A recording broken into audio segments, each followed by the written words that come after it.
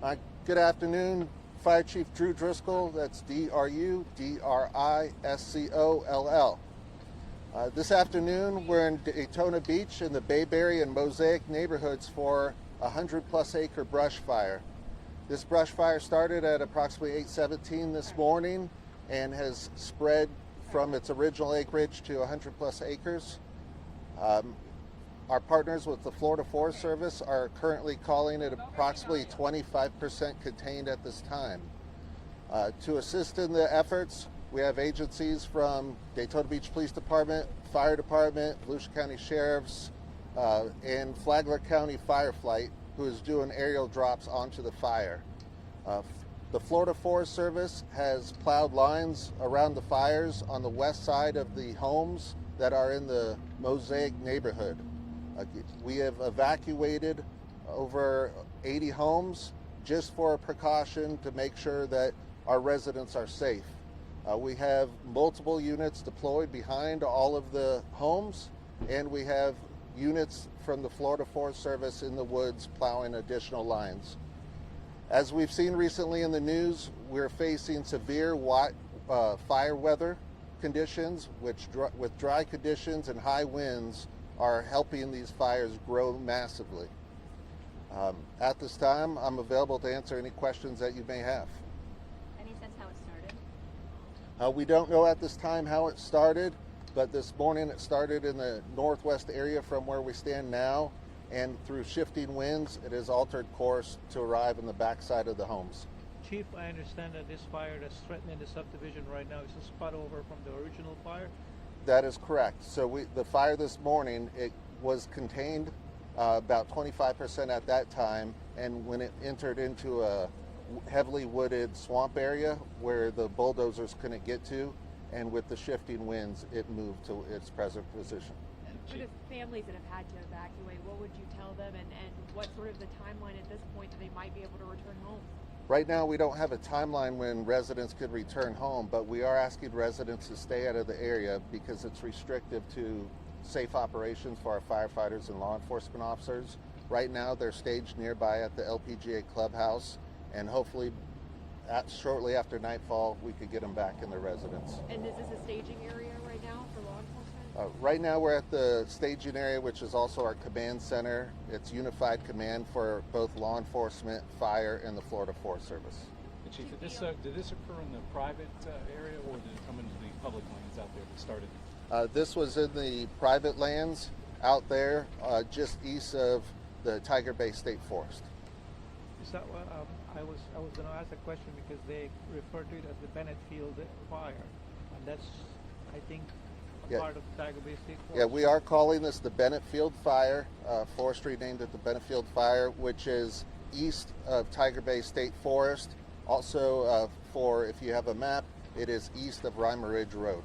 How close is it to the homes? At the nearest point before the wind shift, we had fire approaching closer to less than 500 feet from homes. The Champion Elementary School is on risk right now, or no? Right now, our only evacuations are in the neighborhood. We had voluntary evacuations of Father Lopez High School and Champions Elementary. Thankfully, by the time that the fire started becoming impactful to the neighborhood, the school had already let out. Do you anticipate more evacuations, and if so, what homes should be prepared to go? We don't leave anything off the table. Right now, our focus would be in the Mosaic neighborhood, as they're most likely to be impacted. At Bayberry, where we sit now, they have a protective buffer. With the wind shift and everything, Chief, how risky is it for the subdivision at this point? Do you think the fire can move in closer, or? Of course, with the shift in weather conditions, we don't control the weather, obviously. We could begin to see impacts in the neighborhood, but again, with forestry, they've plowed lines behind the homes on the western front of the wood line to give us defensible space. In the city of Daytona Beach, by ordinance, we also have a wildfire protection zone, which is a 30-foot buffer from the tree line to the homes to offer our crews area to operate in. Any structure protection going on right now? Yes, we have multiple engines with lines deployed for structural protection. Will residents who aren't currently home have any opportunity to come and collect their belongings or pets if they have any in the home? Right now, law enforcement is monitoring the coming and going of residents, and any reentry for pets or people that need to get home is on a case-by-case basis. How difficult the terrain that you have that butts up next to this neighborhood, swampy, that adds to this challenge?